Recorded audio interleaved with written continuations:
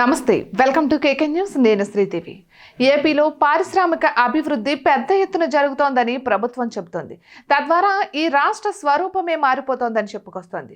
ముఖ్యంగా రాష్ట్ర అభివృద్ధితో పాటు ఉపాధి అవకాశాలు మెరుగుపడతాయి అన్నది ప్రభుత్వ వాదన.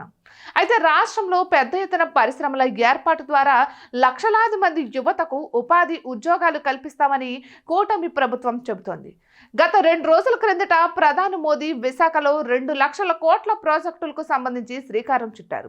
విశాఖ ప్రత్యేక రైల్వే జోన్ కు శంకుస్థాపన చేశారు. ఇంకోవైపు గ్రీన్ హైడ్రోజన్ హబ్ ఏర్పాటుకు శంకుస్థాపన చేశారు. ఇక విశాఖ జిల్లాలో మిట్టర్ స్టీల్ ప్లాంట్ ఏర్పాటుకు సైతం శ్రీకారం చుట్టారు. వచ్చే 5 ఏళ్లలో 20 లక్షల మందికి ఉపాధి అవకాశాలు దక్కనున్నాయని ప్రధాని మోదీ, సీఎం చంద్రబాబు ప్రకటించారు. కానీ అంత సీన్ లేదని ప్రతిపక్షాలు ప్రచారం చేస్తున్నాయి. ప్రధానంగా వైసీపీ అనుకూల మీడియాలో పెద్ద ఎత్తున దీనిపై వ్యతిరేక ప్రచారం నడుస్తోంది.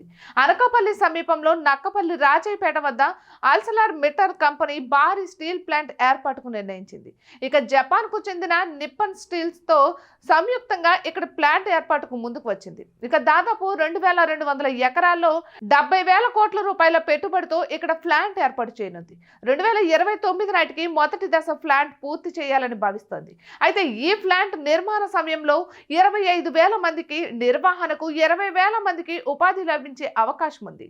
అంటే దాదాపు 45,000 మందికి ఉపాధి దొరకనుందన్నమాట. అయితే ప్లాంట్ 2వ దశ విస్తరణలు మరింత ఎక్కువ మందికి ఉపాధి అవకాశాలు దక్కే ఛాన్స్ కనిపిస్తోంది. రాష్ట్ర ప్రజల చిరకాల వాంఛ ప్రత్యేక రైల్వే జోన్. దానిని ఎట్టకేలకు సహకారం చేసింది కేంద్ర ప్రభుత్వం. విశాఖ కేంద్రంగా సౌత్ కోస్ట్ రైల్వే జోన్ ఏర్పాటు చేసింది. ఇది శుభ పరిణామం, ఆనందించదగ్గ పరిణామం. ఉద్యోగాల మాట అటుంచి ఏపీకి, ప్రత్యేకంగా ఉత్తరాంధ్రకు ప్రయోజనం చేకూరే అంశం ఇది. కొత్త జోన్ కు శంకుస్థాపన చేసిన నేపథ్యంలో కొత్తగా జనరల్ మేనేజర్ ని నియమించింది రైల్వే బోర్డు. ప్రస్తుతం తాత్కాలిక కార్యాలయంలో విశాఖ రైల్వే జోన్ ప్రారంభం కానుంది. కానీ మొత్తం 12 అంతస్తుల్లో నిర్మితం కానున్న విశాఖ రైల్వే జోన్ కార్యాలయానికి 149 కోట్లను బడ్జెట్లో కేటాయించింది కేంద్రం. అయితే మరో 2 సంవత్సరాల కాలంలో ఈ కార్యాలయ భవనాలు పూర్తి కావాలన్నది ప్రభుత్వ లక్ష్యం.